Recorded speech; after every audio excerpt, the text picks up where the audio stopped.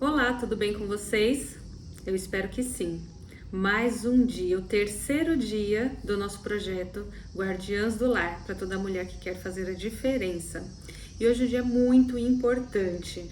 Com certeza, todas aqui já tiveram um momento onde com seu filho, marido, ou uma amiga, um parente, um familiar, fez algo e se deu mal e você já tinha falado para não fazer ou algo do tipo, né? E aí a gente fica sempre tentada a dizer: eu te avisei. Quem aí tem costume de fazer isso? Não existe coisa pior, né? A gente não gosta que façam isso com a gente. Gosta? Bom, eu não gosto. Então a gente precisa ser também, ter compaixão dos outros e também não fazer igual, porque isso é muito chato.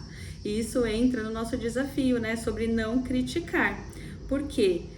Criticar o outro é muito complicado. Às vezes a gente quer dar a nossa opinião e o outro nem pediu. Então a gente deve guardar para nós mesmas, né? E muitas vezes a gente quer orientar pessoas, como por exemplo o nosso marido. Deus não nos colocou num casamento para que a gente seja mãe do nosso marido, para que a gente eduque o nosso marido. Então ele é o cabeça do lar. Por mais que muitas pessoas não concordem, a palavra de Deus nos ensina assim. Então, quando a gente coloca o marido no lugar dele, como cabeça do lar, e a gente não tenta ensinar o nosso marido, ele acaba mudando, ele acaba fazendo as coisas da melhor forma possível, porque é Deus quem vai ensinar ele. Agora, quando a gente fica tentando ensinar, inculcar as coisas na cabeça dele, como a gente deve fazer com os nossos filhos, aí a gente não se dá bem, as coisas acabam sempre piorando. Vou dar um exemplo para vocês, né, sobre criticar. Eu tenho um filho e ele tem 9 anos, e ele é uma bênção, um menino querido, mas está vivendo, né, com outras pessoas, escola e etc. E aí semana passada ele tinha uma prova e ele tava com uma camiseta branca e eu vi por dentro da camiseta um papel colado, cor de laranja. Aí eu falei, não é possível, eu pensei comigo, né, esse menino já tá fazendo cola, enfim. Não, aí olhei pra ele e falei, filho, o que é isso na sua roupa? Ele, nada, mãe. Eu, como nada? Tem um papel colado por dentro? Aí ele, mãe, é só pra eu ler até o momento da prova. Aí eu falei, filho, isso é uma cola para prova? Aí ele disse, não, mãe, não é uma cola. Eu falei, eu vou te dar a última chance, porque eu sempre peço para ele que ele seja verdadeiro comigo, que se ele me disser a verdade, nós vamos juntos encontrar uma solução para o que quer que seja, mas se ele mentir, aí já vi. Então eu falei, eu vou te dar a última chance, isso é uma cola para prova? E aí ele começou a chorar e disse que sim.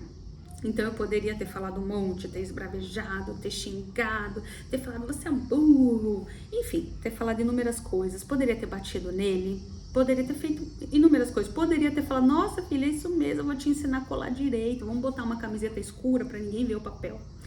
Enfim, a Bíblia diz que a mulher sábia edifica a sua casa. E a criança, a Bíblia diz que a estultícia, a loucura está ligada ao coração da criança e a vara da correção afugentará dela.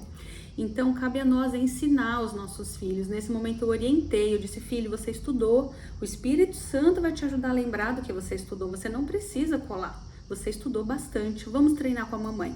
E nesse momento, ajudei ele ali. É claro que muitas vezes o Espírito Santo pode nos ajudar também a dar alguma orientação ao nosso esposo. Por isso que nós precisamos sempre estar em oração, porque a oração traz essa sabedoria do Espírito Santo para nós, porque a palavra de Deus diz que toda aquela que pede, ele dá em abundância sabedoria. Então nós temos que pedir em oração.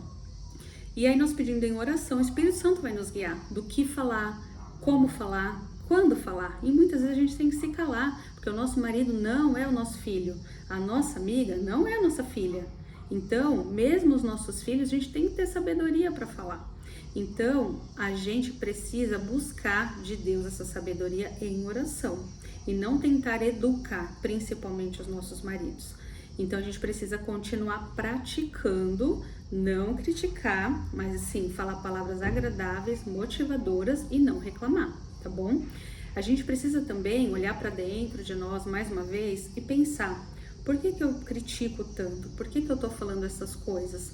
Porque assim, as nossas ações, geralmente, elas vêm dos nossos pensamentos. Os pensamentos geram sentimentos e os sentimentos levam a ações. Então, a nossa boca fala do que o nosso coração tá cheio.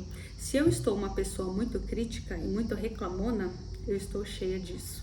Então, vamos praticar a gratidão. Eu sei que muitas vezes acontecem coisas que a gente até teria razão em falar, ainda assim, sejamos sábias. Vamos ficar caladas.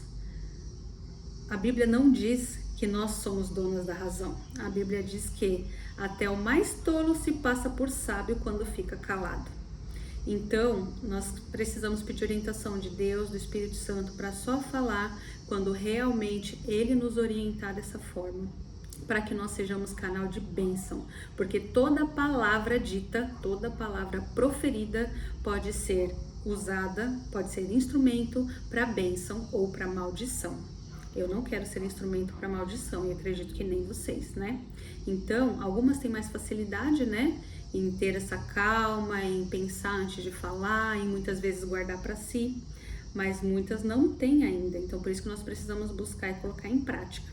Então, que a nossa oração de hoje seja: Senhor, ajuda o meu marido, o meu filho, a minha amiga, o meu pai, a minha mãe, a ter sabedoria e deixar que o Senhor os guie.